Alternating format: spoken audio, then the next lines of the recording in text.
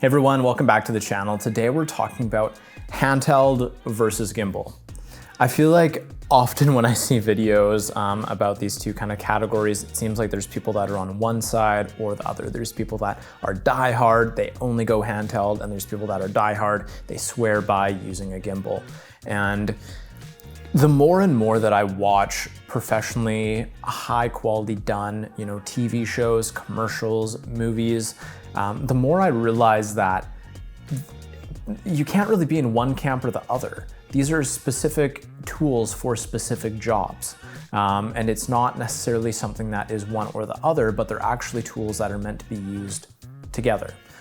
They're meant to accomplish different feelings and moods within an overall story. But in a story, you're gonna have different feelings that you want to communicate. You're going to have different moments that, there's certain tools that will serve it better than others. And so today I just want to break down, some of the advantages, disadvantages to either of these, and then talk a little bit about how to amalgamate them, how to bring handheld and gimbal together in a way that will serve your story best. First, let's talk about the advantages of going handheld. First of all, it's a lot more mobile. If you have to go run and gun, if you're having to grab shots very quickly, going handheld, it's a lot easier to do that than on a gimbal because you can very quickly, adjust your focus. You can quickly, pan over, grab a shot. You can get, movements quite quickly. You don't have to be working with, a gimbal that has motors and sometimes doesn't work properly. Is it balanced? All these factors kind of aren't there to deal with. It's as simple as, point and shoot. It also takes less people to operate. Now these days with DSLRs and mirrorless cameras, you can kind of get away with using a gimbal as a one-person show, especially if you have autofocus. But the higher quality film you're wanting to get, you tend to need more people when using a gimbal. When you're using higher end cinema cameras, you'll probably have someone that is wirelessly pulling focus and then someone that is, running the gimbal itself. Then you might actually have another person that's operating the position, the pan and tilt of the camera as well. So you could have, a 3-person team that's operating a single gimbal. And so handheld is a lot easier in this regard where, even if you're running, a pretty large cinema rig, you have the potential to be able to pull focus, adjust your framing, operate the camera, all of that as a single person, as a single operation. In addition to that, you're also able to get more natural movements because there is an actual person operating the camera. And it is handheld, you're going to get little kind of movements and shakes, and it's not going to be perfect. I'm a musician, I'm a drummer, and something that we often refer to, when talking about someone that's playing drums versus nowadays a lot of, programmed drums in electronic music is it's just missing this kind of like human feel to it. It's missing just a slight bit of imperfection that comes with a human being playing it. And the same comes with cameras. I feel like there's this natural element that comes with a person operating a camera versus things being, electronic, having motors that are adjusting the balance of the camera. Even autofocus is one of those things for me that you can just tell it feels a little too robotic. And so sometimes having that natural human feel is what you want. Especially if you have moments that are quite raw and emotional. It just kind of makes sense to have your camera movements exemplifying that, to match that pace or that feeling. The disadvantages to going handheld, first is your footage is obviously going to be less stable. You're going handheld, you don't have something to stabilize that footage. And so you're going to get a little bit more shake in there. It's going to be a little less polished, so to speak. And so that's just something to keep in mind. It needs to fit the story. I would say that often you do want your footage to be stabilized. But handheld is one of those things where it's artistic, it's an artistic choice and decision, but it's not always the right decision. And so, sometimes it's going to be a limitation of that medium of going handheld is that your shots aren't going to be as stable as you want them to be. Even a little note, when you do go handheld, you want you still want the camera to be stabilized to an extent, right? You don't want to just be holding the camera itself. You often want, you know, some additional handles, maybe like a shoulder rig or an easy rig or something like that that provides a little bit of stabilization so that it's not shaky, it's not jarring, and, you know, makes you want to puke when you watch it. But you're still able to get those little movements and idiosyncrasies that come with going handheld. Second, it's a lot harder to get big, epic movements in your shots and to nail it, right? If you have a gimbal or, you know, a Steadicam or something like that, it's a lot easier to get, you know, big, you know, rotating shots or big push-ins or orbit shots, whatever that is. It's a lot easier to get that when you are working with a stabilizer, whereas if you're going handheld, yeah, you can try to get similar movements, but the chances of you being able to walk and move while getting, you know, everything in frame and being able to not get little micro jitters in there, it's hard to do unless you have an easy rig or something else that's helping you out. It's hard to do this well. And so I'd say that's a limitation of going handheld, is if you're wanting that energy that comes with big movements, with big cinematic camera movement. It's hard to get that going handheld, and so sometimes you need extra tools, extra stabilization tools to pull shots like that off. Skillshare is an online learning community with thousands of classes for creative people. They have courses on topics including illustration, design, photography, video, freelancing, and even more. On Skillshare, millions of members come together to find inspiration and take the next step in their creative journey.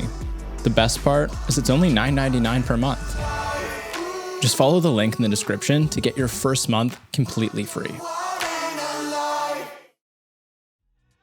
Now let's talk about the flip side, which is using a gimbal. The advantages that come with this is obviously, like we just talked about, it's a lot easier to get big, epic movements when you're using a gimbal.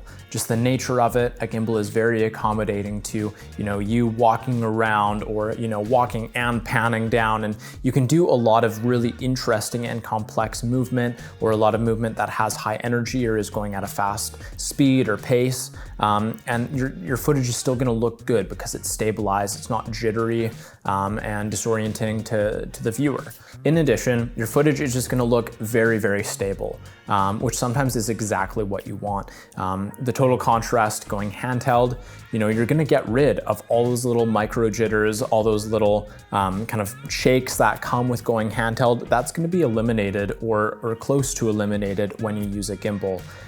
It enables you to just get very precise, steady movements. And sometimes this is exactly what you want, and it looks so good when you use a gimbal and you get that smooth movement. There's just something very visually appealing to it. There's something that just feels very easy to watch about it. Gimbals also come with some disadvantages. For one, they're a lot less mobile to work with. It's a lot harder to just say, oh, I need to grab the shot and be run and gun, and just, you know, pivot and grab your shot when you're using a gimbal. One, sometimes gimbals malfunction and they don't work, maybe the balance is off, and so that can really slow you down when you're needing to go quickly. And also just to set up, make sure that you have the right movement, that, you know, you have selected autofocus if that's something that you need to use, or you kind of pinpoint, okay, this is what I need to do to rack focus. It's just a lot harder to quickly grab the shot that you want. There's a little more planning that is involved when using a gimbal. In addition to that, it's also just a lot of setup to use a gimbal, a lot more than going handheld, where you need to actually, you know, balance the gimbal. You need to also, you know, carry the gimbal with you. It's extra weight to pack. You need to, you know, sometimes if I'm using the Komodo, I need to actually rig down the Komodo before actually being able to mount it on the gimbal. And so it's just extra steps to be able to get your camera up and running, ready to get a shot. You also are gonna get your movements feeling a lot more robotic. A gimbal literally is robotic, right? It's motors that are, you know, holding the balance, of your camera. And so naturally with that, you've removed all the human aspects, or for the most part removed all the human aspects of little, bumps and shakes and stuff like that that comes with having a human operate your camera. Now you have all those things kind of leveled out.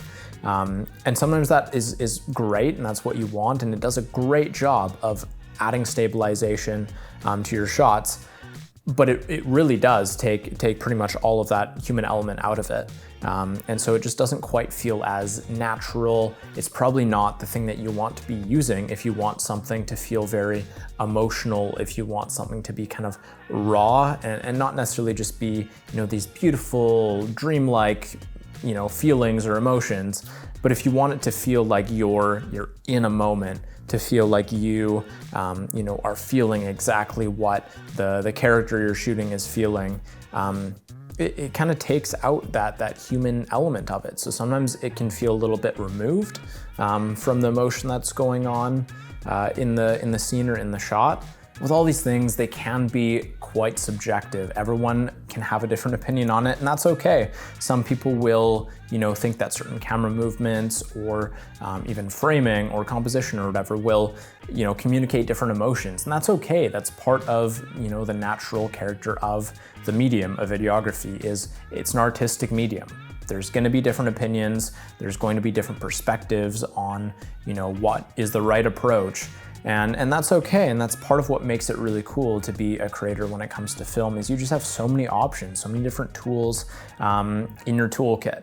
And that is how things can be creative, how they can be unique. And so I think that's actually a really, really cool thing, is that we're able to creatively interpret, when to use handheld, when to use a gimbal, when to, go on sticks. And there's nothing wrong with any of those ways of capturing footage. If you have locked off shots, that can be the perfect thing for your story. If you're using a gimbal, that can be the perfect thing for your story, or handheld can be the perfect thing. I don't think there's necessarily one camp that is the right way to do it.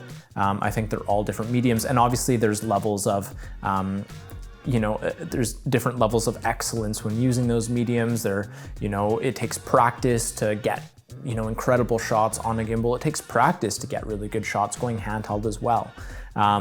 But as far as do you use one or the other, I don't think there's a wrong or right way. I think they're just tools that you can utilize to better illustrate or increase your storytelling.